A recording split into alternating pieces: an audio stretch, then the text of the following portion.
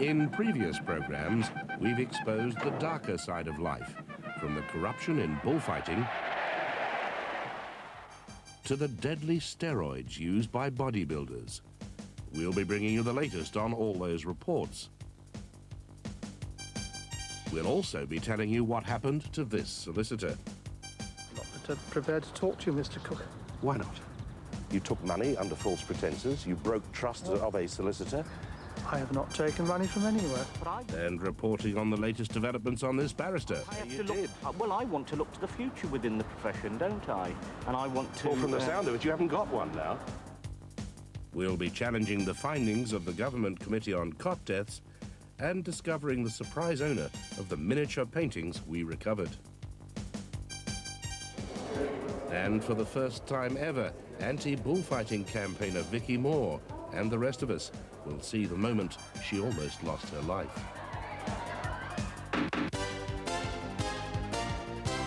They're being totally irresponsible. What they ought to do is resign. As your programme has exposed, this is a very evil business. It's a miracle. It's wonderful. I don't know what to say except thank you. Every child is priceless.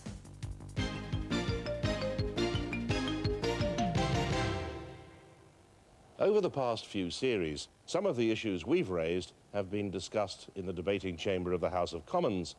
Those in power have had to listen, though they haven't always liked what they've heard. On cot deaths, for example, the issues were well and truly fudged, of which more later. But when it comes to more clear-cut issues, like pornography, they've relatively swiftly produced much-needed measures. Tonight, we'll be going back over some of our previous programs. We start with our program on lawyers. Remember Balbir Singh, the barrister whom we secretly filmed, telling us how to carry out a murder and get away with it? See, what they might be thinking is we'll get him before he has a chance to press charges. What are we going to do? Kill him? That's the only alternative. We're going to shut him up forever. And remember this man, one of the many victims of solicitor Noel Horner, who promised to repay clients' money, but didn't.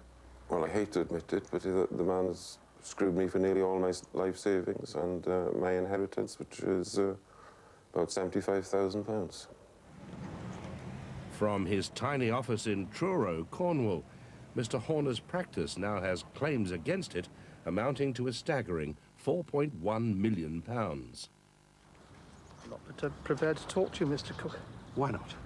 You took money under false pretenses, you broke trust of a solicitor. I have not taken money from anywhere. You have taken money from false people. pretenses, Mr. Cook. You have taken money that you said you'd pay back. The complaints about Mr. Horner were investigated, and 3 days after our program was broadcast, disciplinary action was taken against him. Mr. Horner, he has now been to the Solicitors Disciplinary Tribunal and has been subsequently struck off. That means, effectively, he can no longer practice law in this country. We also revealed that the Law Society was considering destroying the independence of the Solicitors Complaints Bureau by moving it in-house, but our program helped change all that. Well, following substantial discussions within and without the Law Society, it has been decided that it would be inappropriate to bring the Solicitors Complaints Bureau back into the Law Society, lock, stock and barrel. It's important for the public's confidence in the organisation that there is a perception of independence and that the arm's length status remains. Sorry about this, would you guys forgive me? Another solicitor under scrutiny is Makan Singh, who came with Balbir Singh to a hotel meeting with our undercover agent and heard Balbir's chilling advice. I've got a quick getaway car, and I've got to get rid of all my clothes and all the weapons that I've used. You know, that doesn't take a great deal of working out, does it? The Complaints Bureau has our evidence about Makan Singh, and the Bar Council have this evidence. You also advised, and this seems to be very much against what any barrister should do, in a family and business matter, that the way to solve the problem might be to murder one of the participants. I most certainly did not. You did? I did not. You can't go halfway house then, can you? You can only bump somebody off there. There was a stabbing involved, right, and you advised as to how to get rid of the evidence. I wouldn't advise somebody how to get rid of the evidence. How to lie their way out of it. Oh, no, most certainly not. You see, you can't lie your way out of trouble. And they've also got to have very good alibis. I want to look to the future within the profession, don't I? And I want to... Well, from the sound of it, you haven't got one now. Well, I'm sorry that that's the case, but I certainly would never try and assist anybody to do... You were telling them how to get rid of evidence? I wouldn't do things Telling like them that. to use hired or stolen cars? Oh, no. Burn them, bury them. Also got to be careful about the vehicle. Thank you for letting me have myself. Inside these legal chambers in Birmingham, there was shock and dismay at our exposure of Balbir Singh. His access to the premises has now been restricted and his nameplate removed. Work for his partners has been substantially reduced, and several of them are apparently considering resignation. Mr. Singh himself now faces being thrown out of his chambers by his partners and thrown out of his profession by his peers. The Bar Council's Professional Conduct Committee is currently considering our evidence.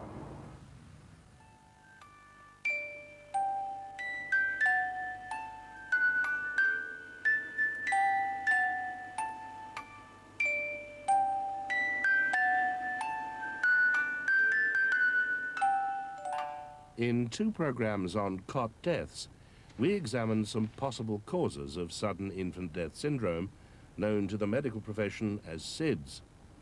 Research by microbiologist Barry Richardson suggested a link with fire retardant materials containing antimony, phosphorus or arsenic in PVC cot mattresses.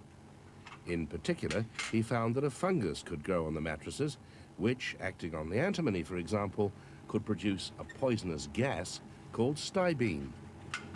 Independent scientists commissioned by us found high levels of antimony in the mattresses on which cot death babies had been sleeping, and also found high levels of antimony in the victims' tissue samples.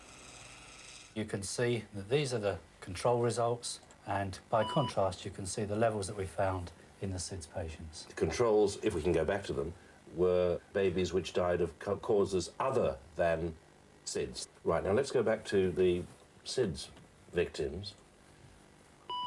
Those are pretty high levels, are they?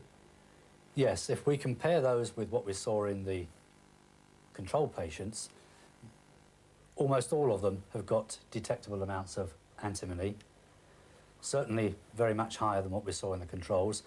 Did this surprise you? It was surprising because you don't have to ask the question, where would a child of 2 or 3 months old pick up antimony from their environment? Having found such high levels of antimony in the tissues of dead babies, our scientists also decided to look at the hair of healthy babies to see if they could detect the presence of antimony. They did, and at very high levels. We also checked the mattresses these babies were sleeping on, and they too were found to contain high levels of antimony. In response to these findings, the government set up a working party under the chairmanship of Lady Limerick. Basically, primarily looking at Mr. Richardson's theory, but if we find that we can't repeat his work, but we think there's something there, we have the authority to suggest we should do other studies in methods different from his to look at the same problem. We shall also investigate the findings of antimony in some babies' hair and tissue samples and try to explain these findings and establish their importance. But the committee of experts did neither. Instead, they simply published an interim report saying they couldn't replicate Richardson's original findings. We haven't found any antimony, arsenic or phosphorus in any of the test papers. In fact, the colour changes seem to be due to sulphur. So we have to conclude that we found no evidence that toxic gases are generated from cot mattress materials. Dr. Jim Sprott, OBE, a senior forensic scientist and one of the world's leading experts in the field, wasn't surprised. The medium on which they grew these things was far too rich. It did not simulate what Richardson had done, nor did it simulate the conditions in a baby's cot. Then they haven't investigated the things that we found last year about antimony in the post-mortem tissue. They say they're going to do it, but they haven't done it. They haven't done anything about finding antimony in the hair of the toddlers, which we did last year. They say they're going to do it. They're suggesting that the CESD study be expanded, but they haven't done it yet, and some of it's not going to be ready until the end of next year. Ellen Dockeray lost her baby at 3 months old and is very angry about the government report.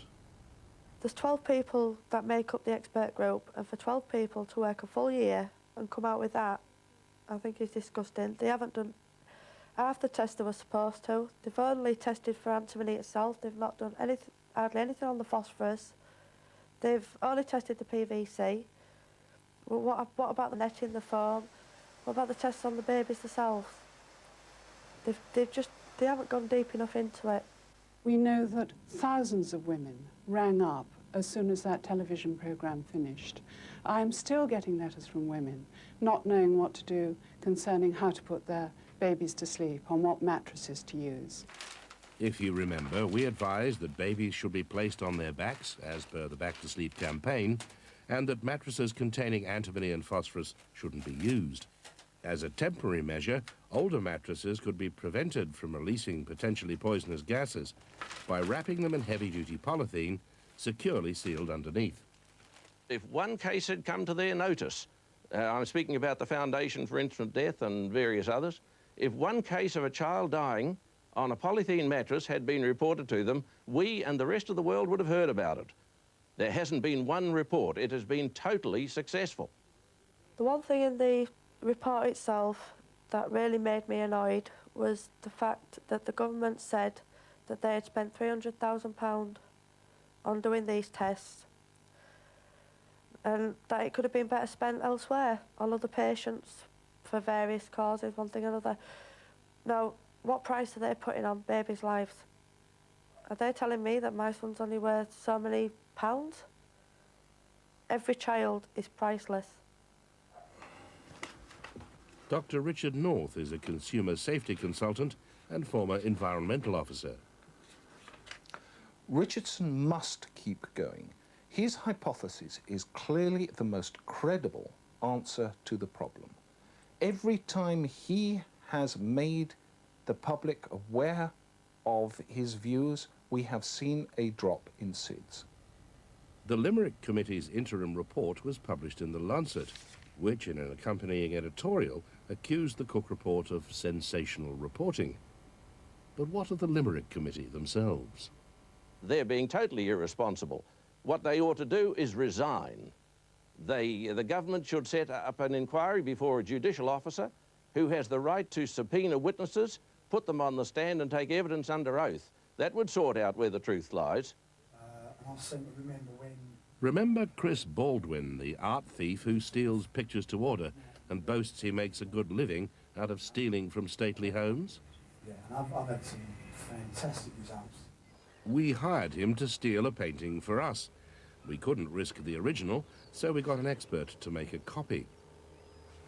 We converted a barn into an art restorer's studio and told Baldwin that this was where the painting was being worked on.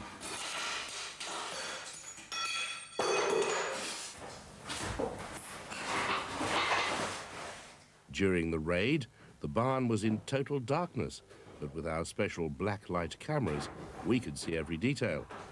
We watched him go straight for our picture and grab a couple more for himself. Baldwin later brought the picture to us. I think it's very ugly.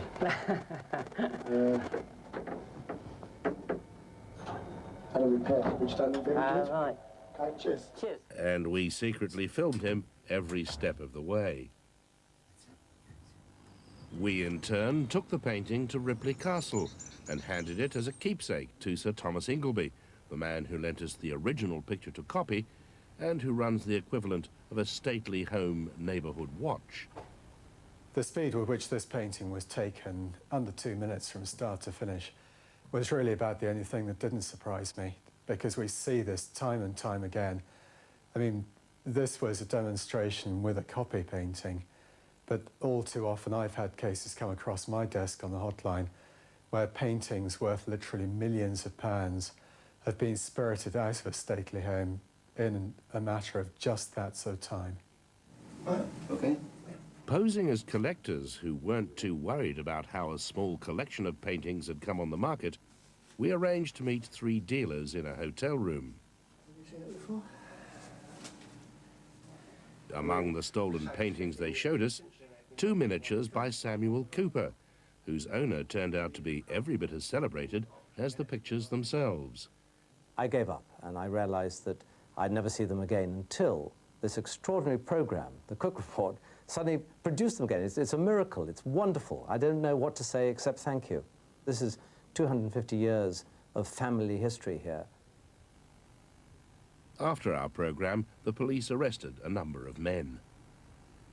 No, Tarek isn't with them. There's one. In February, we exposed the evil trade of illegal immigration by planting 2 men on the European leg of a run from the Punjab to Britain and highlighting the back door to misery. One described how he was treated like an animal, spending 2 hellish days in this lorry, hired legitimately by the smugglers. We were feeling cold and anxiety and tension, and there was no toilet, nothing to eat. We also trapped these 2 would-be racketeers known as Space and Pops, trying to set up the British end of more illegal runs from Europe. These people on the other side have actually got travel agents working with them. The travel agent is just a person like ourselves that actually speaks with us here. Yes. Once they reach what they think is the safety of Britain, the unwary immigrants' misery is far from over. To pay for their journey, they're forced to work long hours for a pittance. They treat me like a slave, you know. They treated me very rough. They shouted at me to work hard. In our program, Claude Moraes, spokesman for the Joint Council for the Welfare of Immigrants, called for firm action from the government. Well, the government talks a lot about crackdowns on illegal immigrants. What they ought to be doing is drying up the real problem, which is the employers who are exploiting the illegal immigrants, acting as travel agents, getting them from source to this country. We're going to make sure that employers are liable for the people that they employ, liable in relation to their legality. If they employ someone who is an illegal immigrant, then clearly they will be liable if they haven't checked them out. The minister also had news for men like Space and Pops. Once these guys get in, right, you won't hear a word from them. I understand that. You won't hear nothing from them, right, even if one of them dies in the back, in the process. This is a very evil business, and we are going to have in our bill a new penalty of up to 7 years imprisonment for racketeers. You see, even as we are speaking, this is going on, this terrible trade. And early next year, key members of the ring we track from Belgium to the Midlands and the north of England will appear in court. In Dying to Look Good, we investigated the potentially fatal influence athletes like the Gladiators have on youngsters who take anabolic steroids to bulk up in an attempt to copy their heroes and heroines. The most tragic abuser was Zoe Warwick, who used massive doses of steroids to help her become British women's champion bodybuilder. It's called total body breakdown. It's like having AIDS without the virus. Your body just starts to fall to pieces. Zoe visited doctor after doctor in search of help. In fact, she'd already put herself beyond help. I grew an Adam's apple, my voice dropped into my boots, your genital areas grow, I stopped my periods, my breasts disappeared, you know. Mentally, it made me very confused, very aggressive, psychotic. Sports physician Carl Clinton says the law was changed last year to make supply and possession of steroids illegal, but that only hit suppliers. Steroids have been pushed further underground and they're still freely available through the black market. The price has increased. As a result of that, you're now getting the whole sort of drug culture, the same as you have with the harder drugs, developing around steroids. We should look at Zoe as a role model to us all and learn from her unfortunate experiences that huge amounts of anabolic steroids are potentially lethal. Steroids ruined it. You know, they ruined what being a champion was.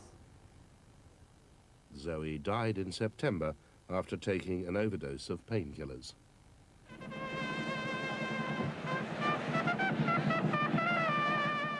We went to Spain to investigate the cheating that goes on in bullfighting and the misuse of European Union money to fund this so-called sport.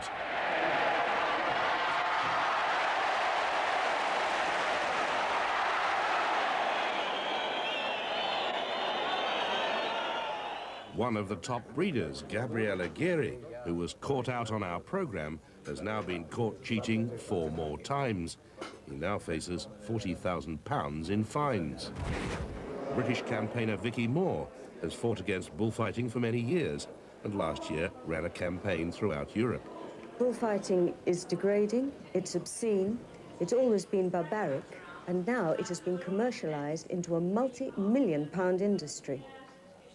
A lot of the principals that you exposed in the programme have been subsequently prosecuted for the abuses. This is the bullfighters and the bull breeders. Bullfighters and the bull breeders.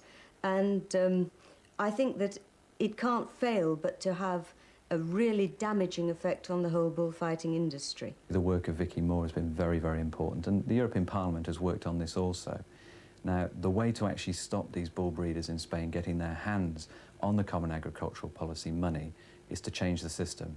And I had a meeting on the 15th of November with the Agriculture Commissioner, Franz Fischler, and he assures me that he will bring proposals forward in the new year to specifically change the system. Currently, subsidies are paid when an animal is born and a little later on in its early life. He said he wants to see the system changed so that there is one premium paid at the end of an animal's life when it's slaughtered. That subsidy will only be paid at the slaughterhouse. Bulls killed in the ring or in the street will be excluded. That will actually make it very much more difficult for these torturers of animals in Spain and other parts of southern Europe to get their hands on money, which, after all, is British taxpayers' money. Vicky Moore was campaigning in Coria against bullfighting and wants these pictures shown. 16 people were killed in fiestas last year, 2 of them in this village. The bull is taunted to make it angry, and one young man feels the brunt of that anger. Some of the distressing film which follows has been slowed down because at full speed, the ferocity of the bull's attack on Vicky is frightening. A firework went off under the bull, and before I knew it, I was trying to climb up a window, which was the only bolt hole there was, with an iron grill, and within seconds the bull was underneath me. I was sitting on his head, and I glanced down and I saw these horns. One was coming through my thigh. I don't know what happened exactly then. I have only flashback memories. He threw me from the window, and I received a lot of injuries, broken ribs, punctured lungs, multiple gashes and contusions, and anyway, I was four weeks in intensive care, so I had a bad time. When I was rushed to the hospital in Coria, initially they said I was dead. They decided that that was not the case, and there was a 7-hour operation carried out. And I did for about 3 weeks, sort of gravitate between life and death because I had a massive infection. And it was touch and go for quite a few weeks. You're a brave girl. No, I think I might be determined. I don't know about brave, because I must say I don't relish meeting a bull on a street again. But I'll do whatever needs to be done.